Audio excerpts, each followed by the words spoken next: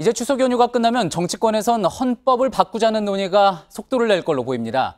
지나치게 집중된 대통령 권한을 분산시키자 연속성을 위해 대통령을 2번까지는 할 수 있게 하자 이 필요성에 공감하면서 여러 논의를 진행해왔지만 실제 개헌까지 갈 수 있을진 여전히 미지수입니다.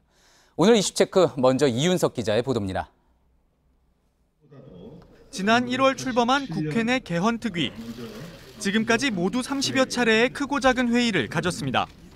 하지만 가장 큰 쟁점인 권력 구조에 관해선 이렇다 할 진전이 없습니다. 국회 개헌특위 관계자는 민감한 사안이어서 아직 제대로 의견 조율도 못했지만 추석 연휴가 지난 뒤 논의가 본격화될 것이라고 말했습니다. 권력 구조에 대한 입장은 대체로 여야에 따라 엇갈립니다. 대통령의 권한을 나누자, 즉 분권엔 여야가 모두 찬성이지만 문제는 분권의 방식입니다. 여당인 더불어민주당은 4년 중임제 대통령제를 선호합니다. 대통령 중심이지만 예산 편성권 등을 국회로 넘겨 대통령의 권한을 축소하겠다는 겁니다. 반면 자유한국당 등 야당은 대통령의 권한을 대폭 축소하는 이원 집정부제를 선호합니다. 대통령이 국가는 대표하지만 실질적인 내치는 의회에서 선출하는 총리가 맡는 방식입니다.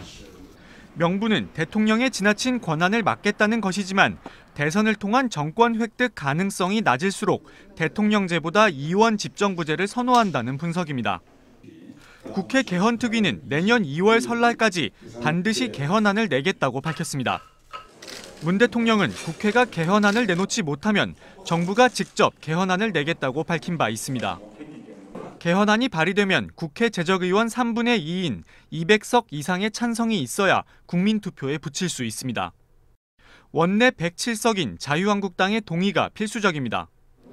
정치권은 그러나 대통령제든 이원 집정부제든 개헌이 기본적으로 대통령의 권한 축소이기 때문에 야당인 자유한국당이 반대만 하기도 쉽지 않을 것으로 보고 있습니다.